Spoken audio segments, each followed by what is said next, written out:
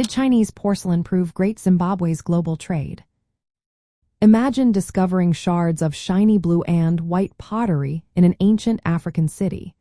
These tiny pieces tell a story of connections stretching across the world.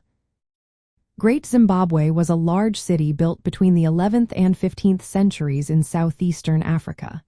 It was a hub for gold, ivory, and cattle trade, sitting between rich gold fields and the Swahili coast. Archaeologists have found Chinese porcelain at the site, which is a big clue about its trade links. Chinese porcelain was highly prized and only available through long trade routes. The porcelain found at Great Zimbabwe mostly comes from the Song and Ming dynasties, dating from about the 12th to 15th centuries. These pieces show that the city was part of a wide network that connected Africa, Asia, and the Indian Ocean.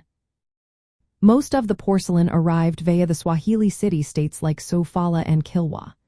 These ports acted as middlemen, trading goods from the interior of Africa for luxury items from China.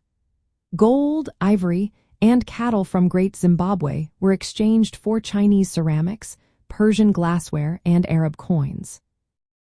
The presence of Chinese porcelain proves that Great Zimbabwe was involved in extensive trade, but it does not mean the city traded directly with China.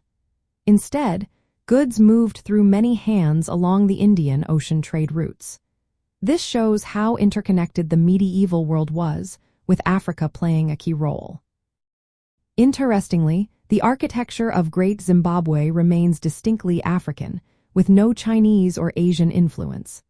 The wealth from trade helped build impressive stone walls and structures, but the local culture stayed true to its roots.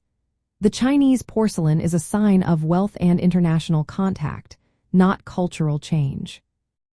In short, finding Chinese porcelain at Great Zimbabwe confirms the city's participation in a large trade network. It was part of a system that linked Africa to Asia and beyond. These artifacts show how goods traveled long distances, connecting distant parts of the world. But they do not prove direct trade with China itself. Instead, they highlight the importance of regional trade routes that made such exchanges possible.